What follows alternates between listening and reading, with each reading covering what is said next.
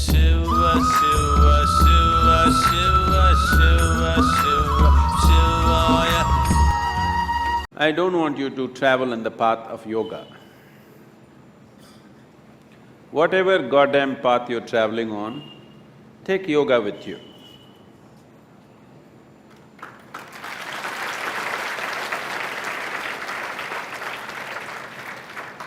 It will make the path easy and beautiful. Whether you go north or south, if it is dark, you take a torch, isn't it? Only northward people take torch, southern people take darkness with you. Is there such a thing? No. So, you getting married is because of your needs. You were not born with your wife, were you? You were born like this, a complete human being. Because you have certain needs, physical, psychological, emotional, maybe financial,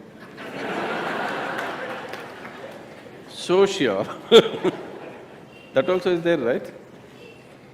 So, various needs. Marriage is generally supposed to be a package which deals with all these needs. Physical needs, psychological needs, emotional needs, social needs, sometimes financial needs also. So it is a comprehensive package that if you get married, all these problems are solved in one shot. Sometimes they may refuse to fulfill some of your needs. So you get stressed, strained and tortured. I want you to understand, you married for your well-being, not as some sacrifice for somebody's sake. You married for your needs and your well-being, isn't it? You better remember that all your life. You married and tied up the other person with you because you have needs. You did not do it for the other person's sake. Yes or no? Let's be straight about this. Yes or no? Yes. You remember this?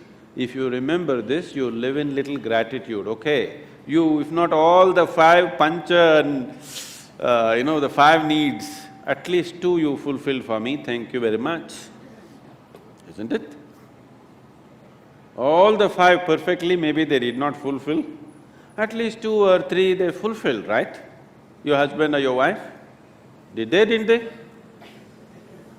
If they did not fulfill anything, I don't think you would be there by now. Yes or no? If they did not fulfill any of your needs, I do not think you would still be there. They are fulfilling some needs, a few things maybe they are not able to fulfill. So are you. You are also not able to fulfill every one of the needs of the other person. Some you're fulfilling, some you're not, isn't it so? So, why did this become stress, strain and torture?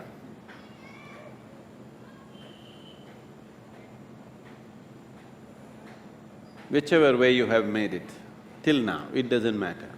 If you're willing, in 3 days' time, it doesn't matter how bad your situation is, in 3 days' time, you can bring it to a semblance of peace.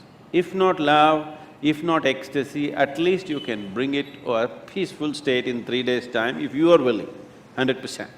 Yes or no? At least you can shut up. Simply, whatever happens. Peace will happen. And maybe they will love it.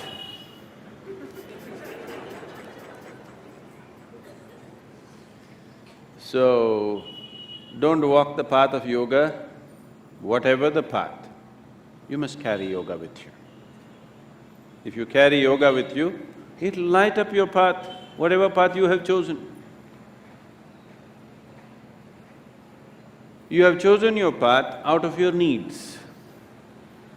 You already done it, so that's up to you. Those who have not done it, I would like you to choose your path not out of your compulsive needs, but of your conscious needs.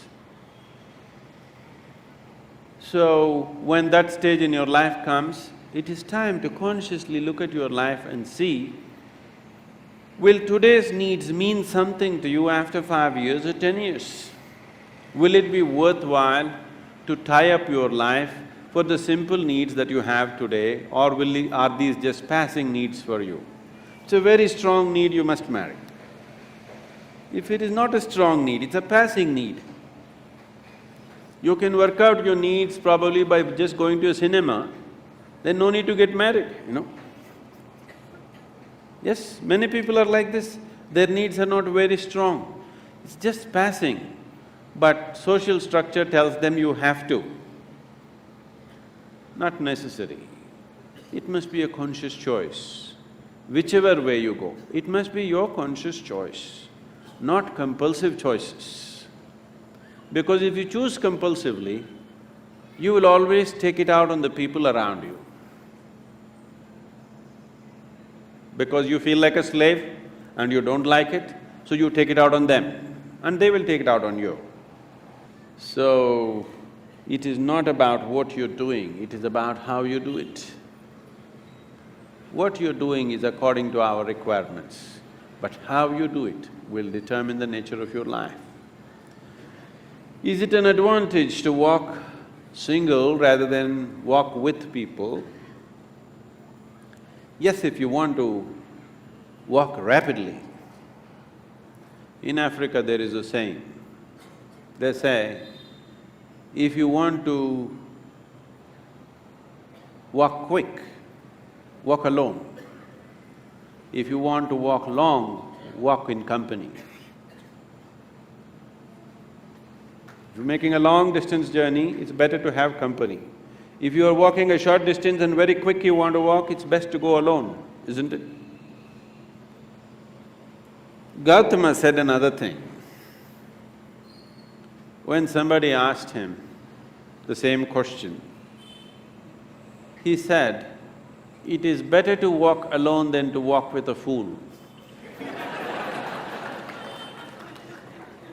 Because by looking at you, he is very clear, who else will marry you?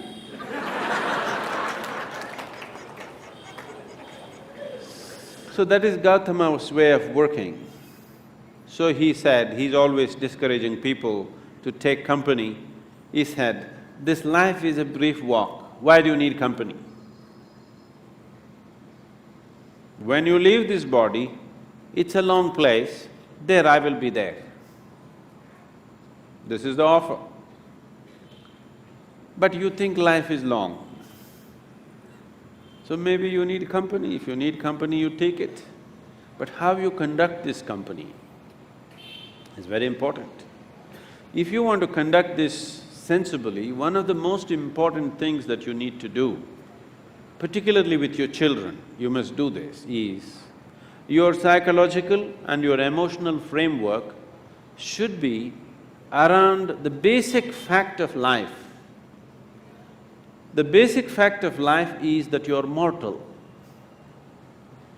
Your psychological and emotional structure should be formed around your mortality. This is most important. If you're constantly aware that this is a brief life, any moment you'll fall dead actually, then you would organize your life and conduct your life in a certain way. When you know time is ticking away, any moment you'll be knocked down, you have no time to get angry with somebody, isn't it? You have no time to fight with somebody here. You have no time to sit there depressed for a long period of time because tick, tick, tick, tick, it's going away. Because your psychological structure is organized around your immortality, because of that, you have lot of time to fight, to be depressed, to be frustrated, to fret, to fume. You have a lot of time. So it's very, very important that everybody organizes their psychological and emotional structure around the mortal nature of our existence. After all, you are just a baton carrier between the last generation and the next generation, isn't it? Yes? For a brief time it's in your hands, this world. Afterwards, somebody else is going to take it. You will see, taking the baton from the previous generation happens in most ugly ways. Handing over the baton to the next generation happens in horrible ways, simply because people's mind is structured around their belief of immortality. They don't see they're mortal. If you're constantly aware that you're mortal, sense will naturally dawn upon you. You will have no time for foolishness. Suppose you're aware that tomorrow you're going to die, would you spend today fighting with somebody? Because your time is ticking, isn't it? And your time is ticking even now. Not after a doctor diagnoses you with some horrible disease. Even now it's ticking, isn't it so? If you want to explore the possibility of what this is, the immensity of what this is, then the time is ticking too rapidly. And time is an extremely relative experience. If you're joyful and blissful, even if you live to be 100, it's a very brief life. It's gone in no time. So, in this brief life, where do you get time for stress, strain and torture? I don't know. Where do you get time? This is simply because you think you're immortal. This is the biggest mistake you have done. It is just a brief journey. You must conduct it as gracefully, as blissfully as possible. If you do not know the cosmos, at least you must know this piece of life before you fall dead. That must happen to everybody.